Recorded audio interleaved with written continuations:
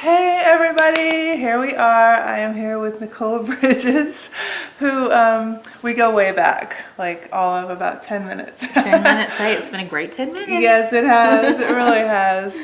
But we did meet on a support group, online support group, the Pink Warrior Angels. But she just stood out to me as someone who had a really great sort of spirit and attitude. And I asked, can I interview you?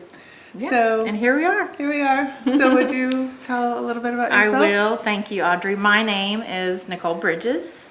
I'm a breast cancer survivor. I was diagnosed in August of 2012, and I had invasive ductal carcinoma, ERPR negative, HER2 positive, and I was diagnosed at the age of 39 with 3 small children. And I live here in New Braunfels, which is an amazing place to live.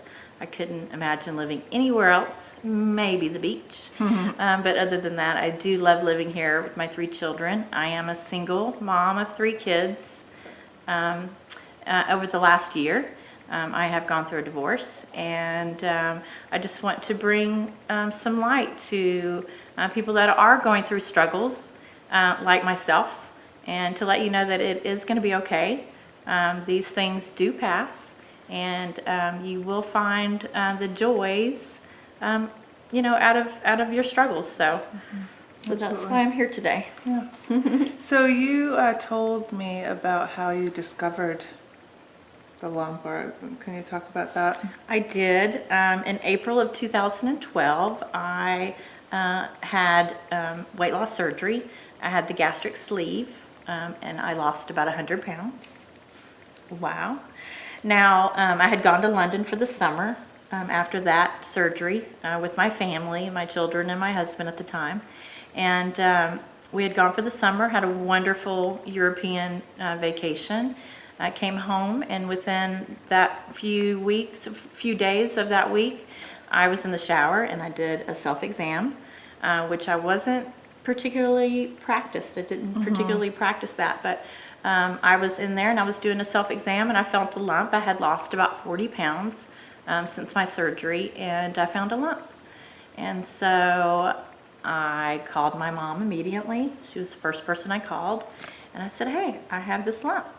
My husband came home that night. He felt it, and it just was a whirlwind from there. You know how it goes. You go from appointment to phone call to appointment, surgery, everything. So I found one particular oncologist that referred me to another one, which was Dr. Kasdan at the Cancer Care Center, now called Texas Oncology in San Antonio. And she's a wonderful oncologist. She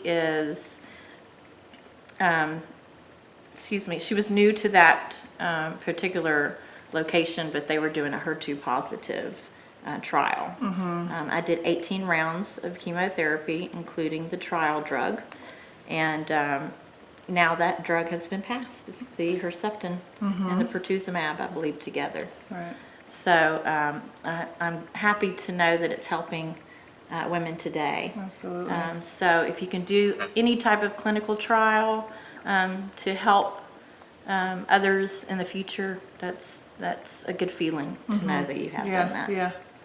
So let's back up a little bit. Everybody remembers where they were when they got the diagnosis, how they heard it. Usually goes blank after that. Yes.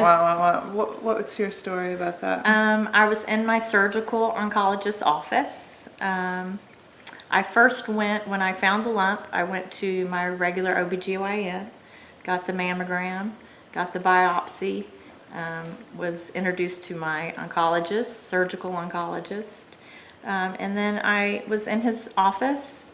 I had my family surrounding me, my husband, my mother, and my sister, and he just said, Miss Bridges, you have this type of breast cancer, and it's a very, very aggressive one. He first told me that I was stage 3, and that it had been there a while. It was over 4 centimeters large.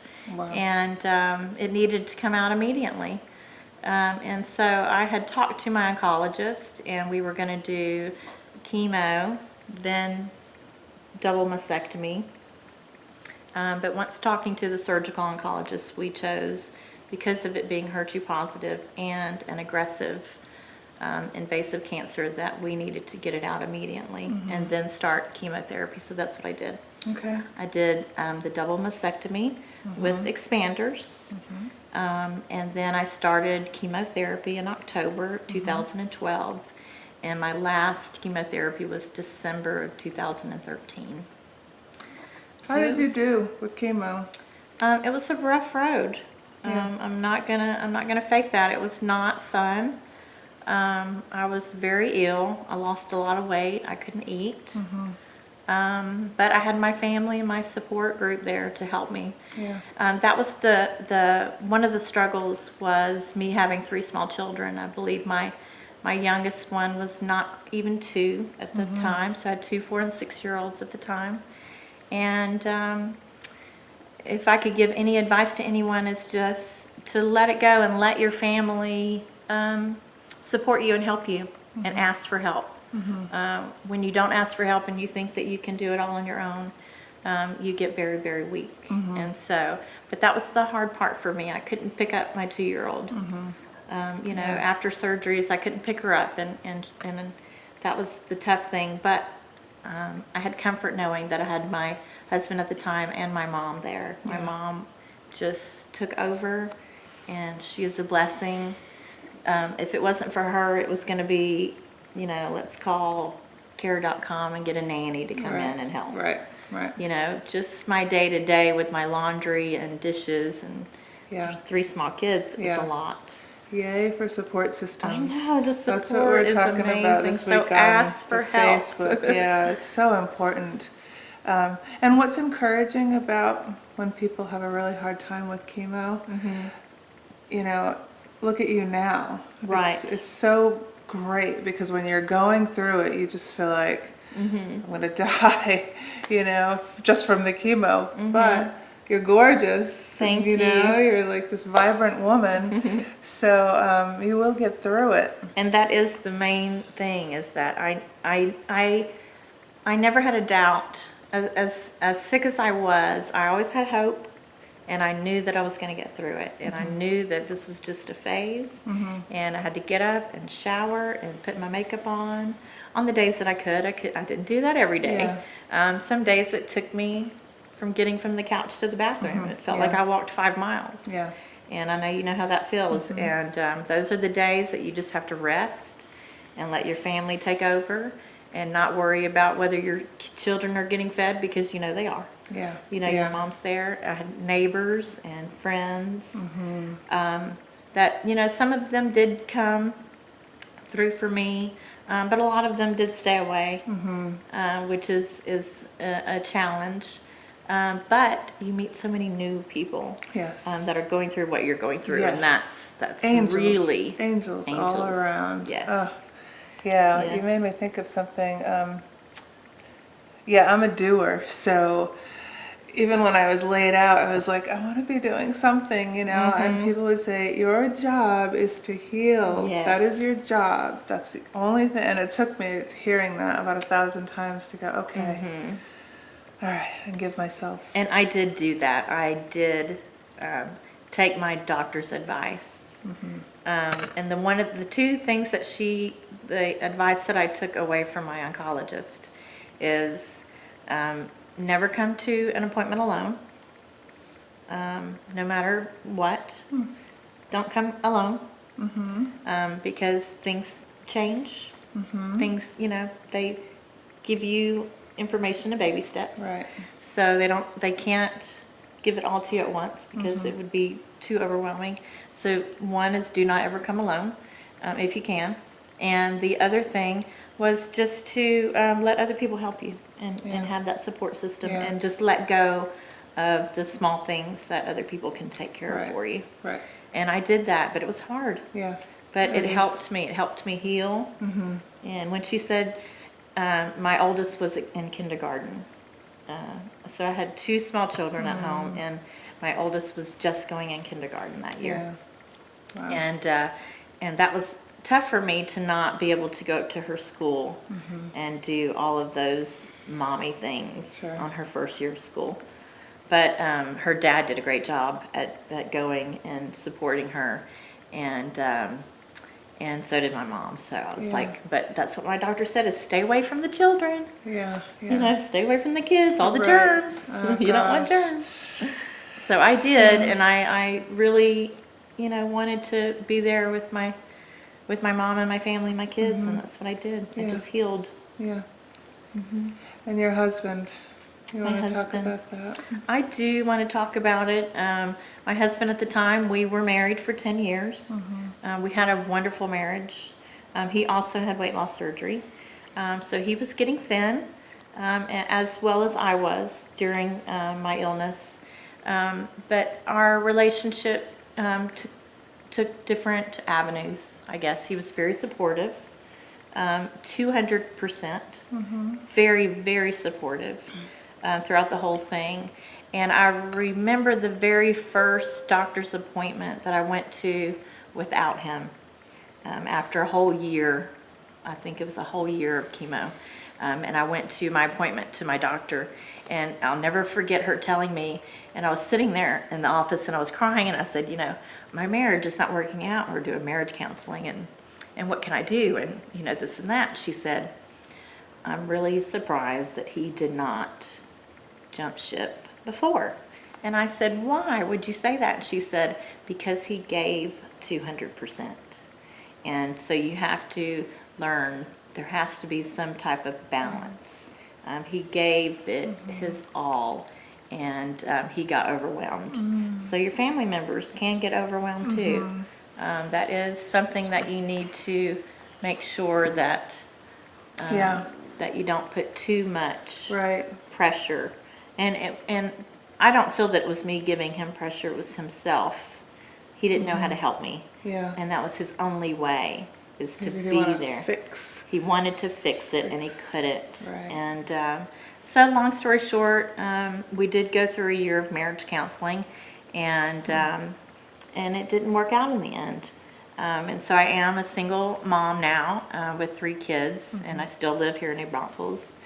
And I just want women to know that are going through a breakup and going through an illness at the same time. It's okay.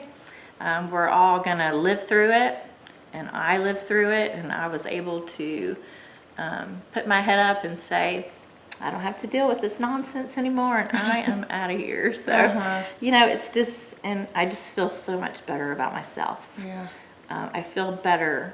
You know, it's a struggle to be a single mom with 3 small children. You know, they're 5 and 7 and 9 now.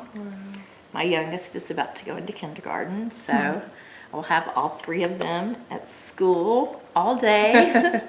And mommy time. yeah, mommy time. So, you know, it's struggles, but there are so many great things that can come out of life changes. Yeah. And I think that's what most people are scared of, are the changes. Right. And what is this going to do? But you know, it's brought me closer to my family. It's helped me to live every day at the fullest, hug my children more. Yeah. All of those things that you take for granted before you're ill. Yeah. And once you become ill, then it's just, and people are like, wow, you just seem so much stronger and so much more alive. Right. And that's just the way it is. Yeah. You know, it's a blessing. Yeah. In disguise. Yes, you it just is. don't know it when you're going through it. That's strange. So it is. It's crazy. It's crazy. It's a blessing in disguise. Yeah. It's not about me, this interview, so I won't even go into it. But yeah, there's so many blessings. So let's back up real quick, and then we're going to move out of treatment and that. But during treatment, we can kind of guess, but what was your single greatest challenge? My single greatest challenge was, like I said, letting go of letting other people take care of my children. That was the main thing. The unknown. But once you have that first chemo and then the second chemo, it gets easier and easier. You know, I took the Red Devil for 2 months. That adriamycin. I did adriamycin, and that scared me very much. when they have to come over and be all suited up to give you the medication. But then it just got easier. I thought, if I can do this, I can do that. Oh, if I Right. can do this, I can do that. Right. Right. And I think I told you I'd never broken a bone or had any type of surgeries. I was always a very cautious child and a young adult. So I thought things through before I did anything dangerous. So I never broke a bone. Yeah. I cracked my collarbone, I think, when I was a young kid, but that was it. And I just, I just didn't. Sorry, I lost my train of thought. It's okay. How has cancer changed you? Cancer has changed me to, it's made me more positive about life itself. And, living it to the fullest, enjoying your family. My family is a big support group for me, and they have been amazing. It's just really, that's it. Yeah. It's the best part of it. Yeah. Has your have you had other relationship changes, or with new people in your life, or? I have had friends come and go, but you really do understand the friends that have gone were not your true friends, in the to begin with. So those have been struggles, but I have found so many amazing women in this group. I told you that my mother is a breast cancer survivor. She had a lumpectomy and radiation, and she was there for me through my whole treatment. My grandmother and I were going through cancer at the same time. She was, we were bald. We have pictures together, and we're both bald. She was a huge support group for me. Yeah. The PWA and the BFF group. If I did have any advice for women that were going through treatment, is to find that support while you're going through it, because I did not find that until after my treatment. Yeah. And I don't know if it's because I had the family support that I had, that I didn't really look for it. Right. I didn't know it was out there until I met Jen Reynolds one day in the party store. She's amazing. And so, you just meet somebody like that. Yeah. And that's what I like to do. My hair is still short, but I never went anywhere with a wig. I went bald everywhere that I went. Yeah. Now, another advice is maybe not spend the $400 on the wig until you're sure, because I did that with $300. I spent on several wigs. I had to have them, and I wore it one time, and I said, "Oh no, this is not for me." Oh, right. I would just think it's so itchy. Yes. I don't think. And I also did Clearly, a I'm doing the positive bald thing. thing. Yeah, I also did the positive thing when, after I'd had 2 weeks of chemo and your hair starts falling out, I said, no, I'm just going to shave it. So I have wonderful pictures of my husband and my children cutting my hair. We made it a fun, positive thing, and I involved my children in it. And I just felt beautiful. I have the most beautiful picture of me. Nice. Just, and I just couldn't wear it. And I did decide to wear it one time for a wedding, because I thought, well, I don't want to take away from the bride, and I'm just going to wear it. And I didn't like it at all. Yeah. But other than that, I never wore it again. Yeah. So we're wrapping up. We've got about a minute. Okay. What was I going to say? Is there anything you would have done differently? Actually, kind of finish this however you want to finish it. Okay. But that's an idea, if you would have done anything differently, or if you have some more words of encouragement or advice. You've given a lot of great. Thanks. Well, I would mainly say is just, during your treatment, take things day by day. Let your support group help you. Don't worry about dinner or the laundry or the floors or the dog. Other people will help you, and the dog will get fed when the dog gets fed. You know, your children are there, and they understand, especially if you do have small children going through this. It's difficult for them, but they also understand that, you know, mommy needs rest, Yeah. and mommy needs this, and mommy needs that. And so they do too. And, you know, just take it day by day. Don't worry about what happened yesterday, or a doctor's appointment, or a PET scan. You know, the scans that come up, I have learned they're always going to be there. Always going to have the anxiety of that, but I'm just going to have to let it go. Let it go. Just let it go. Great place to end. Thank let you it go. so much. You're welcome. Thank you. Thank That you. was awesome. Thank you. We'll see you next time. Bye. Bye.